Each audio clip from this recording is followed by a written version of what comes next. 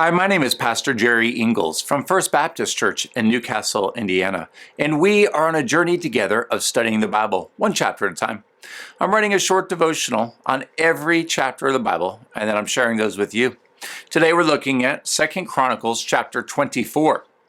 Have you ever heard the saying, "No good deed goes unpunished"? Have you ever helped someone to only get hurt by them in the end? Did that stop you from doing good in the future? Joash was a baby when his aunt and her husband, Jehoiada, the chief priest, saved him from his murderous grandmother, the evil Queen Athaliah.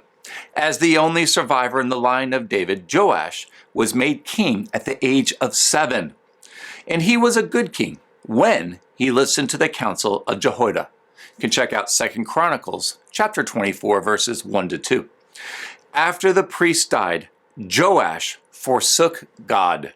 That's verses 17 to 18. The crescendo of his evil was the murder of Zechariah in the temple courts. You see, he owed his life and his kingship to Zechariah's parents, but upon their deaths, he not only rejected their godly influence, but he had their son stoned to death for calling him back to faithfulness. This tragic turn of events is recorded in 2 Chronicles chapter 24, verses 20 to 21, and I quote, "Then the Spirit of God came on Zechariah the son of Jehoiada, the priest, and he stood above the people and said to them, 'Thus God has said, why do you transgress the commandments of the Lord and do not prosper? Because you have forsaken the Lord, he has also forsaken you.' So they conspired against him, and at the command of the king, they stoned him to death in the courts of the house of the Lord." This is a heartbreaking tragedy that confronts us with the injustices of our everyday lives. Bad things happen to good people, and there are times when doing the right thing leads to devastating consequences.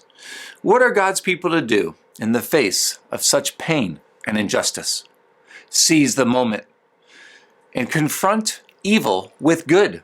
And I quote 1 Corinthians 15, verse 58, "Therefore, my beloved brethren, be steadfast, immovable, always abounding in the work of the Lord, knowing that your toil is not in vain in the Lord."